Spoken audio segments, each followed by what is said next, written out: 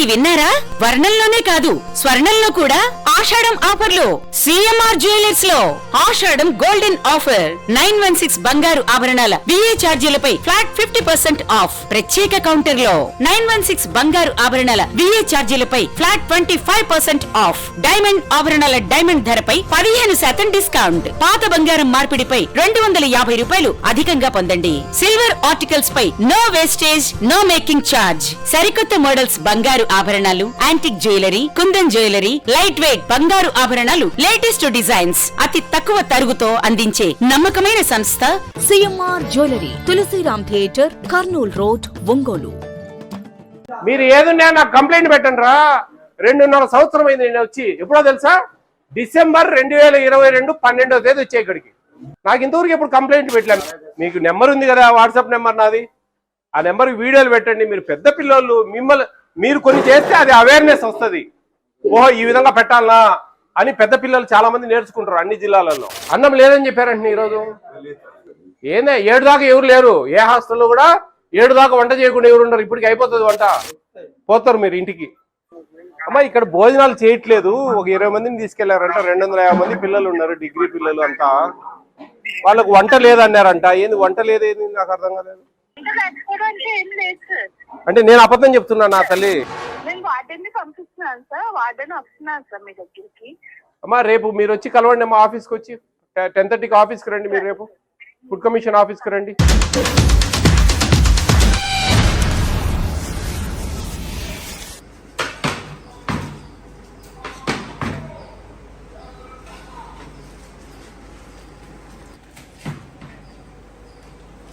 నా పేరు మోక్షవర్ధన్. నేను ఎస్ఆర్ఆర్ కాలేజీలో డిగ్రీ 3rd ఇయర్ చదువుతున్నాను. ప్రజెంట్ ఈ హాస్టల్కి వచ్చి నేను 5 years అవుతుంది. Inter first year, second year, degree first year, 3rd year ఈ హాస్టల్ని కంప్లీట్ చేస్తున్నాను నేను ఇప్పటికీ కూడా. రీసెంట్గా ఫుడ్ కమిషన్ గారు రేవంత్ రెడ్డి గారు వచ్చిన తర్వాత ఎంక్వైరీ చేశారు.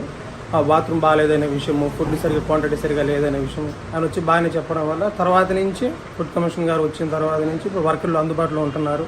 మార్నింగ్, ఆఫ్టర్నూన్, ఈవినింగ్ ఏది కావాలో టైంకి వాళ్ళు వండి పెడుతున్నారు. వార్డెన్ గారు కూడా 24 గంటలు ఇక్కడే పర్యవేక్షణలో ఉంటున్నారు. మార్నింగ్ నుంచి నైట్ 12 గంటల వరకు వార్డెన్ గారు ఇక్కడే ఉంటున్నారు. రీసెంట్గా బాత్రూమ్ బాగాలేదనే సంగతి, అక్కడ పైపులు కొంచెం వాటర్ క్లాక్ అయినాయి. దాని గురించి కూడా వార్డెన్ గారు ఎమ్మటం వర్కర్ని పిలిపించి అక్కడికక్కడే బాగా చేయించారు. ప్రజెంట్ మాకు వాష్రూమ్స్ బాగున్నాయి, వర్కర్లు అందుబాటులో ఉన్నారు. మార్నింగ్ పూట టిఫిన్ అందుబాటు అవుతుంది. మధ్యాహ్నం పూట భోజనాలు కూడా బాగానే అందుతున్నాయి. సాయంత్రం పూట స్నాక్స్ కూడా టైంకి పెడుతున్నారు. నైట్ మాత్రం ఫుడ్ బాగా క్వాంటిటీ వస్తుంది. ప్రాబ్లం అయితే ఏం లేదు. ప్రస్తుతానికి చైర్మన్ గారు వచ్చినందుకు మాకు చాలా హెల్ప్ చేశారు. థ్యాంక్ యూ అండి. ఇందుకు ఇప్పటికీ కొద్దిగా తేడా మారింది సార్. అప్పుడు వచ్చినప్పుడు మనకి సింకులు కూడా బాగుండేవి కదా. ఇప్పుడు సింకులు బాగుంటున్నాయి. మనకి వాష్రూమ్స్ ఇవన్నీ మార్చారు. వాష్ చేస్తున్నారు. అదే కాకుండా మనకి వంట రూమ్ కూడా మనకి 7 అన్నారు కదా, 7 గంటల ముందే వర్క్ చేస్తారు. ఫుడ్ ముందే ప్రిపేర్ చేసేస్తున్నారు. మనకి స్నాక్స్ కూడా అప్పుడు భోజనం ముందు పెట్టేవాళ్ళు. అప్పుడు మాకు చిరాకు వచ్చేది అందరిలాగే. తర్వాత అప్పుడు మార్చేశారు. స్నాక్స్ కూడా టైంకి ఇస్తున్నారు. క్వాంటిటీ కూడా పెంచారు. క్వాంటిటీ పెరిగింది. నెక్స్ట్ రూమ్స్ కూడా క్లీన్గానే ఉంటున్నాయి ఎట్ ప్రజెంట్. అప్పుడైతే పట్టించుకుంటున్నారా లేదా అని చూసుకునేవాళ్ళు. ఇప్పుడు పర్లేదు, రూమ్స్ కూడా క్లీన్ చేస్తున్నారు. ఇప్పుడు వాష్రూమ్స్ కూడా ఓకే. చెత్త కూడా క్లీన్గా ఉంటుంది. సార్ కూడా ఇక్కడే ఉన్నారు. నైట్ నియర్లీ రాత్రి చూసా నియర్లీ 10కి ఇక్కడే ఉన్నారు. అయినా క్వాలిటీ కూడా పెరిగింది సార్. మళ్ళీ టేస్ట్ కూడా కొంచెం మారింది వచ్చిన తర్వాత. కొంచెం మొత్తం అంతా వాష్రూమ్స్ కానీ సింక్లు కానీ మొత్తం అంతా క్లీన్గా ఉన్నాయి. మళ్ళీ చిక్కీస్ కూడా వేస్తున్నారు. చిక్కీస్ ఎగ్స్ మొత్తం. అంతకుముందు ఏంటంటే చిక్కీస్ ఎగ్స్ ఉండేవి కాదు. సార్ వచ్చిన ఫుడ్ కమిషన్ వచ్చిన తర్వాత చిక్కీస్ ఎగ్స్ అన్నీ క్రమంగా అందరికి సరిపోయినట్టుగా ఇస్తున్నారు.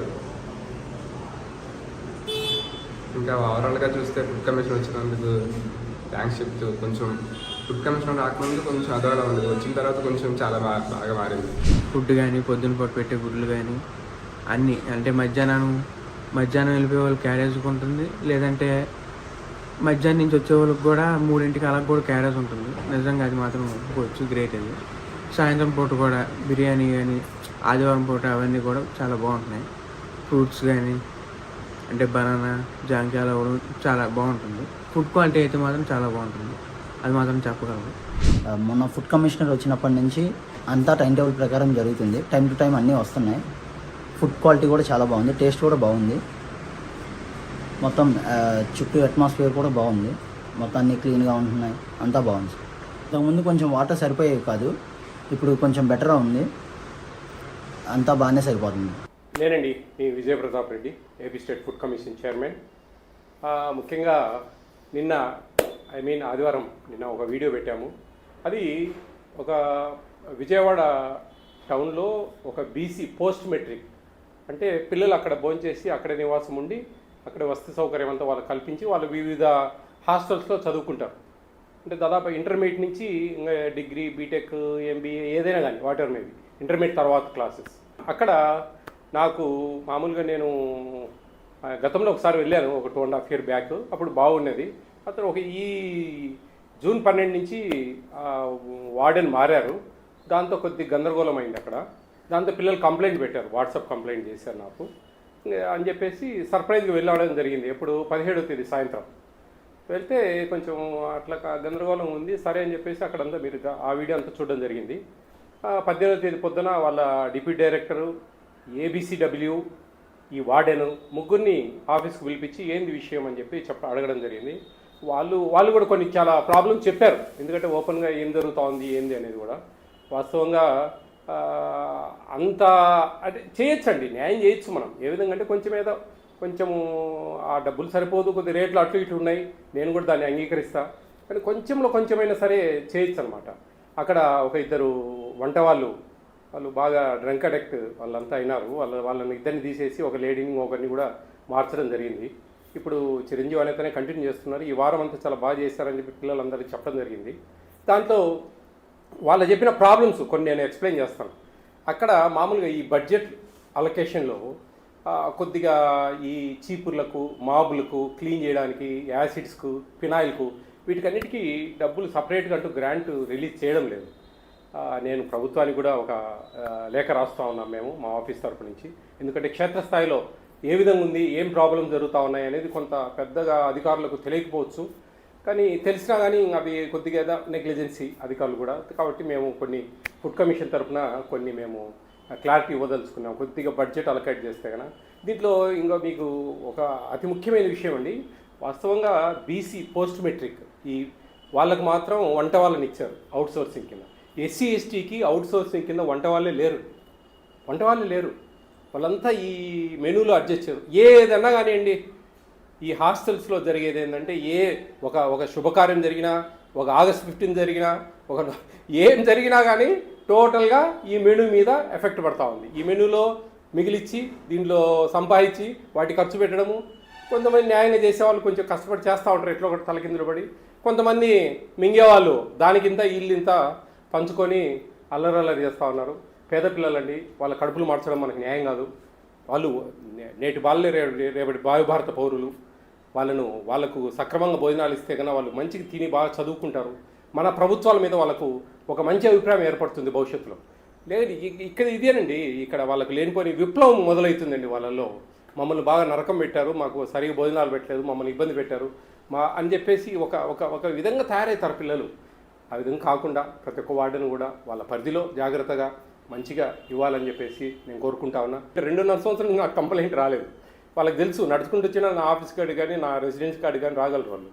కానీ అప్పుడు బాగుంది. ఇప్పుడు మారడం వల్ల ఇప్పుడు కూడా చిరంజీవి అనే ఆయనకు ఆ చిరంజీవి గారికి బాగా గట్టిగా చెప్పడం జరిగింది.